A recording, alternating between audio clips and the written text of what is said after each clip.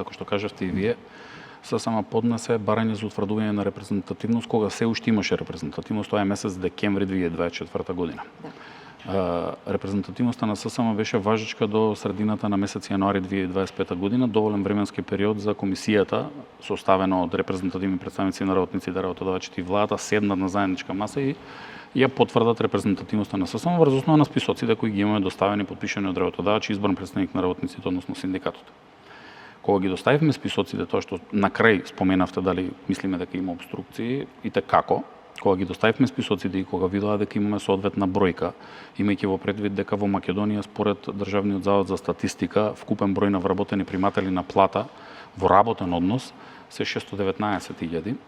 Во управата за јавни приходи врз основа на расположливите податоци околу 530 до 550.000 во зависност од тоа во кој месец, имајќи во предвид дека управата за јавни приходи месечно дава извештај, а Државниот завод за статистика за вкупен број на вработени приматели на плата еднаш годишно.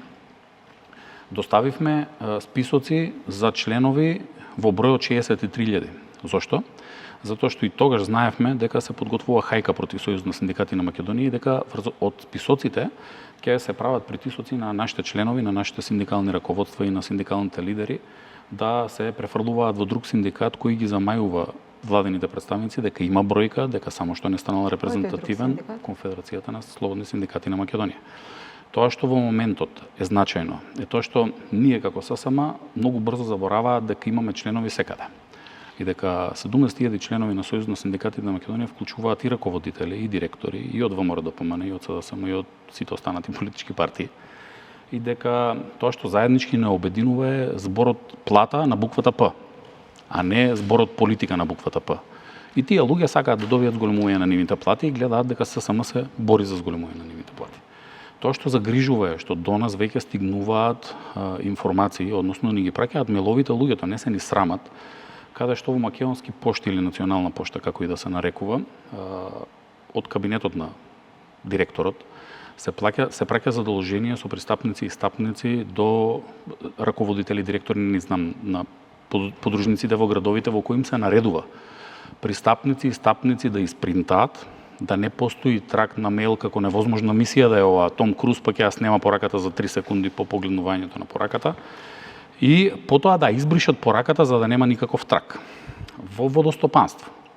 Директорот им се заканува во катастар, во царина денеска и така натака. За жал, операцијата Триумф која спроведува владата заедно со Конфедерацијата на слободни синдикати на Македонија се претвори во операција Потоп. Па така, во едно министерство каде што кажуваа дека 550 луѓе на еден ден ги премислиле дека ССМ не се бори за нив, а патем платите им ги зголеми, додатоци им обезбеди на платите, претходно протестираше со работниците и слично, едва 100 луѓе успеале да притиснат со уцени, со закани, со све и свашта. Во другиве институции многу мал број.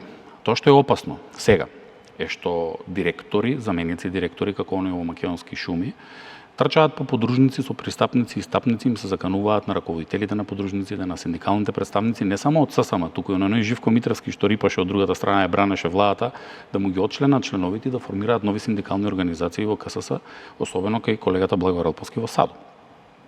Од друга страна, нејасно е како работниците подклекнуваат на такви притисоци. Ако требаше некој да подклекне на тие притисоци, јас како слободен ќе подклекнев пред 18 месеци по притисоците што ми ги правеше претходната влада, или ќе подклекнев на првото интервју и пресконференција на претседателот на владата во која лично ме нападна. Меѓутоа мислам дека сите се бориме за плата, јас за мојата, работниците за нивната, меѓутоа сите се бориме сите плати да се зголемат на крајот на криштата. И мене нејасно ми е како успеваат да извршат притисок на многу мал број на работници да поддржат политичка партија или да поддржат синдикат кој нема да се бори за зголемување на нивните плати и на таков начин фактички да поддржат намалување на нивните плати.